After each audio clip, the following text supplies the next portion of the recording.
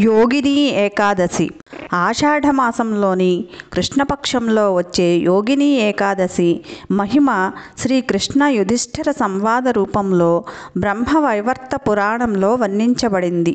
ఒకసారి ధర్మరాజు శ్రీకృష్ణునితో, ఓ దేవా మధుసూదన, నిర్జల ఏకాదశి మహిమను నేను విన్నాను.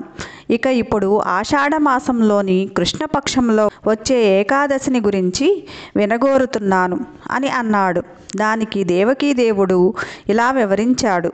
రాజా, యోగిని ఏకాదశి అని పిలువబడే ఆ ఏకాదశి గురించి నేను నీకు వివరిస్తాను. అది మనిషి యొక్క ఘోరమైన పాపాలను నశింపచేసి అతనిని సంసార సాగరం నుండి ఉద్ధరిస్తుంది. ఈ సత్యాన్ని వివరించడానికి ఇప్పుడు ఒక పురాణ కథను తెలియచేస్తాను అని పలికి ఆ కథను వివరించసాగాడు. అలకాపురి రాజైన కుబేరుడు గొప్ప శివభక్తుడు. అతడు నిత్యం శివారాధన చేసేవాడు. అతని దగ్గర హేముడనే ఒక యక్షుడు తోటమాలిగా ఉండేవాడు. అతని భార్య విశాలాక్షి. ఆమె అతి సౌందర్యవతి. ఆమె పట్ల హేముడు అమితానురక్తుడై ఉండేవాడు. హేముడు నిత్యం మానస సరోవరం నుండి పుష్పాలను తెచ్చి శివపూజార్థమై యక్షరాజగు కుబేరునికి ఇచ్చేవాడు. ఒకరోజు అతడు మానస సరోవరము నుండి పుష్పాలను తెచ్చినప్పటికీ వాటిని కుబేరునికి ఇవ్వక భార్య ప్రేమచే బద్ధుడై ఇంటిలోనే ఉండిపోయాడు. తత్కారణంగా ఆ రోజు కుబేరునికి పువ్వులు అందలేదు.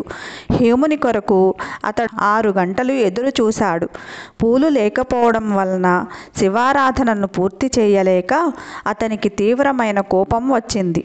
తోటమాలి చేసిన ఆలస్యానికి కారణమేమిటో తెలుసుకోమని అతడు ఒక దూతను పంపాడు. హేముడు భార్యతో కూడి ఇంటిలో భోగవిలాసాలలో ఉన్నాడని వినిన కుబేరుడు అగ్రహోదగ్రుడై వెంటనే అతనిని తన చెంతకు తీసుకుని రమ్మని భటులను పంపాడు. తన పొరపాటును తెలుసుకొనిన హేముడు ఎంతో సిగ్గుపడి భయంతో కుబేరుని దగ్గరకు వచ్చి వందనం చేశాడు. అతనిని చూడగానే కుబేరుని శరీరం కంపించింది. కళ్ళు ఎర్రబడ్డాయి. తీవ్రమైన కోపంతో అతడు, ఓరి పాపి, ధర్మ వినాశకుడా, నా పరమారాధనీయుడగు శివుని నిర్లక్ష్యపరిచి నీవు ఇంద్రియ భోగంలో నెలకొన్నావు కనుక నీకు శ్వేతకుష్ఠ సంప్రాప్తించుగాక. నీ భార్యతో నీకు నిరంతర వియోగం కలుగుగాక. ఓరి మూర్ఖుడా, వెంటనే నీవు ఈ ప్రదేశం విడిచి వెళ్ళిపో అని శపించి హేముని గెంటివేశాడు. కుబేరునిచే శపితుడైన హేముడు వెంటనే అలకాపురి నుండి పతనం చెంది ఈ భువిలో జన్మించాడు. శ్వేతకుష్ఠు సంప్రాప్తించగా అతడు తీవ్రమైన దుఃఖ పరిస్థితులకు లోనయ్యాడు. తీవ్రమైన మానసిక క్షోభ చేత, ఆకలి దప్పుల చేత అతడు ఒకసారి దట్టమైన అరణ్యంలో ప్రవేశించాడు. అచట అతడు పగటిపూట తీవ్రమైన దుఃఖాన్ని, రాత్రిపూట నిద్రలేమిని అనుభవించాడు. ఆ విధంగా చలికాలం, ఎండాకాలం కూడా గడిచిపోయాయి. కానీ శివపూజలో సహాయపడిన కారణంగా అతని స్మృతి మాత్రం చెక్కు చెదరలేదు. అనేక పాపాలు చేసినప్పటికీ అతడు పూర్వకర్మలను చక్కగా స్మృతిపథంలో నిలుపుకున్నాడు. అతని చిత్తం విశుద్ధంగానూ అప్రమత్తంగానూ ఉండేది. ఆ విధంగా అడవిలో చరిస్తూ అదృష్టవశాత్తుగా అతడు మార్కండేయ ఋషిని కలుసుకున్నాడు. ఆ ఋషి ఆయువు 7 కల్పాలు. తాను పరమపాపినని భావించిన హేముడు దూరం నుండే ఆ ఋషికి పదే పదే నమస్కరించాడు. కరుణాహృదయుడైన మార్కండేయుడు అతనిని చెంతకు పిలిచి ఆ కుష్ఠవ్యాధి ఎలా వచ్చింది అని, అంతటి దయనీయ స్థితి సంప్రాప్తించడానికి అతడు చేసిన పాపమేమిటని ప్రశ్నించాడు. మార్కండేయ ఋషి ప్రశ్నలకు బదులుగా హేముడు ఆయనతో, ఓ మునివర్య, నేను కుబేరుని తోటమాలి హేముడను.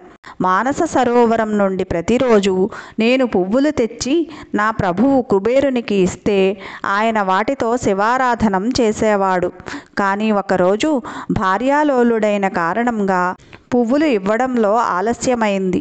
దానికి కోపించిన కుబేరుడు నాకు శ్వేతకుష్టు సంప్రాప్తిస్తుందని, నిరంతర భార్యావియోగం కలుగుతుందని శపించాడు.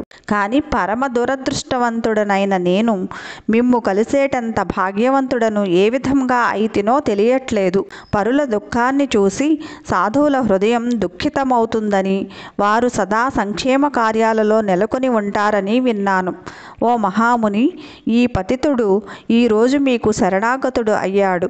దయచేసి నన్ను ఉద్ధరించండి అని విన్నవించాడు. అప్పుడు మార్కండేయ ఋషి దయార్ద్ర హృదయుడై అతనితో, ఓ తోటమాలి, పరమ మంగళకరమైనది, లాభకరమైనది అయిన వ్రతాన్ని నీకు చెబుతాను. ఆషాఢమాసంలోని కృష్ణపక్షంలో వచ్చే యోగిని ఏకాదశి నీవు శ్రద్ధతో పాటించు. దాని ప్రభావంతో నీవు ఈ కుష్ఠరోగం నుండి బయటపడతావు అని అన్నాడు.